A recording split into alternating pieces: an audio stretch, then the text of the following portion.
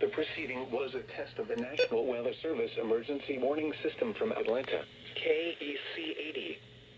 This test is conducted at approximately 11:30 each Wednesday morning, weather permitting. If this had been an actual emergency weather situation, the warning alarm would have been followed by an actual watch or warning. Reception of this broadcast and the warning alarm will vary at any given location. This variability, normally more noticeable at greater distances from the transmitter, will occur even if you are using a quality receiver in perfect working order. To provide the most consistent warning service possible, the warning alarm will normally be activated for warnings in selected watches within a 40-mile radius of your transmitter. This area includes the following counties in the Atlanta listening area: Cherokee, Clayton, Cobb, DeKalb, Douglas, Fayette, Forsyth, Fulton, Gwinnett, Henry, Newton, Rockdale, and Walton.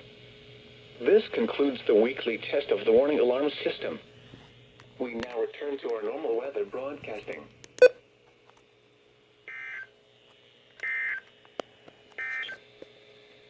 Here is the official